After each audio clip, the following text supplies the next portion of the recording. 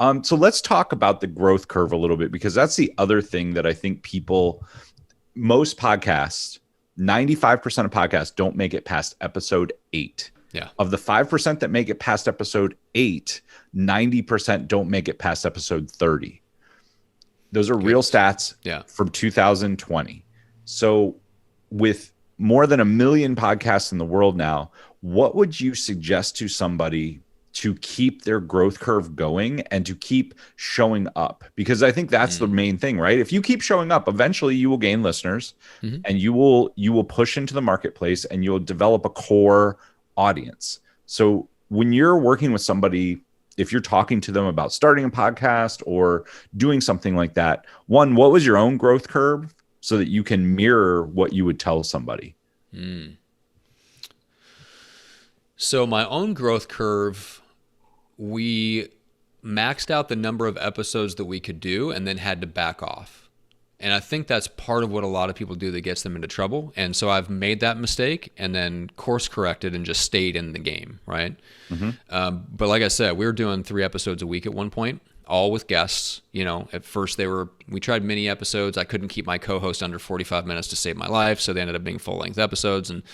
And what I realized is that a lot of people that, you know, there's different reasons for burnout and people quitting their podcast, but I see this a lot where people get enthusiastic about it and they gorge themselves on the interviews. Like, oh man, I can talk to all these people. And then they load up 20 on their calendar for the next 2 or 3 weeks. And then they burn out. So I think and there's a bigger principle here. One of my mentors said this to me one time, because like a lot of people, you just have harsh inner critic, right? You just always got that inner commentary running, telling you they're not working hard enough, growing fast enough, and all that stuff. And he said, look, man, doing your best is not maxing out and squeezing every last productivity of this day. So doing your best is doing today what is sustainable over the long run. Can you do what you did today every day? Can you do what you did today on the day when you don't feel like it, when you're at your lowest energy level, right? He's all about, like my mentor's all about kind of having a performance floor, not a ceiling. You have a floor that you never drop below. And I think I look at that same thing with podcasting, which is why we literally do not allow clients to publish more than 1 episode a week, right? Because that's a sustainable tempo. Just give me an hour a week. That's all I want from you. 1 hour a week. Don't do more. Don't do 5 interviews a week. Just do 1 a week, and we will publish it. Because there's people that if I left them to their own devices, they would gorge themselves on interviews, and then they'd burn out, or they want to do 3 episodes a week, thinking that would grow their audience faster, and then they'd realize they're burned out on it, and then they want to quit the podcast. So I think that, like I said, the bigger principle there is think about what you can commit to that's sustainable, and commit 100% to that, but then don't go over that. Because you're going to hit that point where you don't have the energy and it's all you can do just to do that hour a week because you got other stuff going on in life. Commit to only what's sustainable. Awesome. I like that advice. So now we only do, by the way, I take my own advice. I do my podcast once a week. My real estate podcast is once a week. You know what I'm saying? Like I do eat what I put out there. That's good.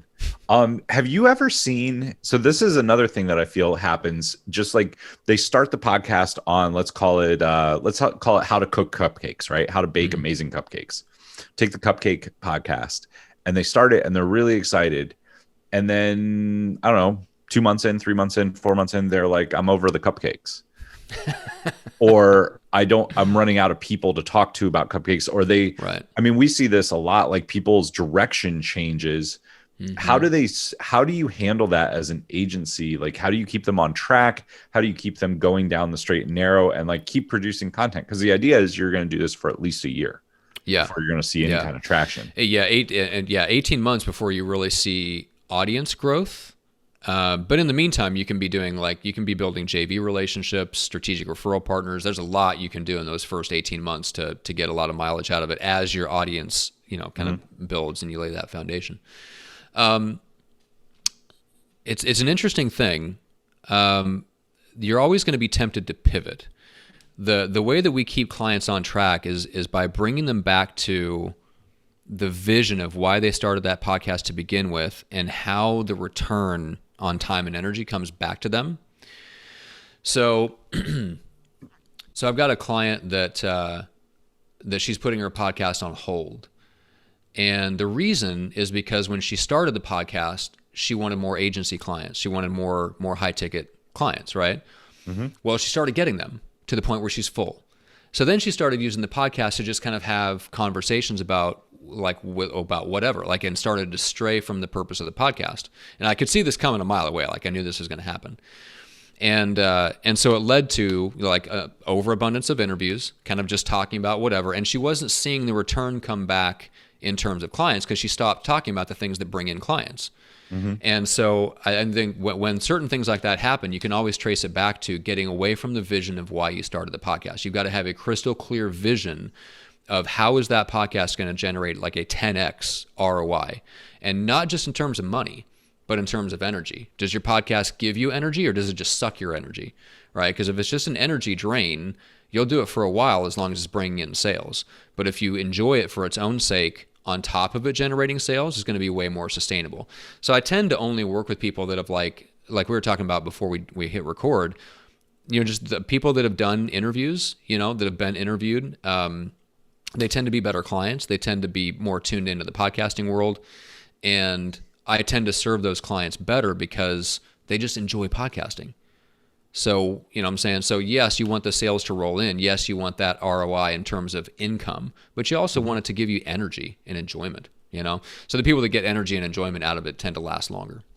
Awesome. I think that is true. I think having a crystal clear vision at the beginning, as long as it's a broad scope that they can constantly recommit to, I think that is very, very good. That's when I started this podcast. My last podcast was very niche, and that's what happened. I eventually got to the point I was like, I'm not really focusing on this anymore. It isn't my thing. So when I started this one, I was like, I want it to be broad enough that I can always find enjoyment in talking around these talking points and finding interesting people to bring on, because I love the interview process. I love going through it. I love learning about people. So I think that is a very, very big it's an interesting thing, that the niche, the super niche versus the broad enough. And it's tough to find that mix of a podcast that's broad enough to where it'll always hold your interest for the next several years, but niche enough that people understand instantly that it's for them right now in this moment. And that's sometimes where you just have to choose, and you have to go, this brand may take a little bit longer to build. I'm going to go a little bit more vague, a little bit more broad, maybe a little bit more branded. And it's going to be a little bit less clear what problem it solves right now, right this second for, my ideal client. But I'm going to take 3 years to build this thing.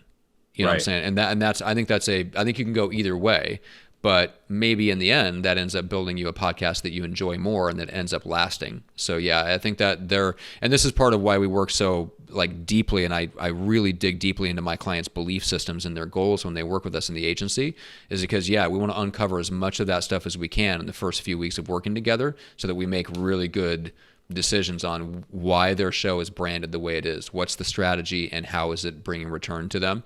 Because if you get off on the wrong foot, you'll end up with a podcast that 8 episodes in, you're like, well, this is not giving me what I want. So that's my perspective on it, is dig in as much as you can and create that vision as clearly as you can. Are you looking to scale your business but trying to figure out how to get your message across? Well, go to storyselling.how to grab my free course that will show you how to discover everything that you need to build your business through stories. These stories work whether it's in social media, email, or public speaking. There are 5 core stories that you'll learn. You'll be able to use all of them by the time you're done with this course. Again, that is storyselling.how. If you enjoyed today's episode, make sure to tune in next time.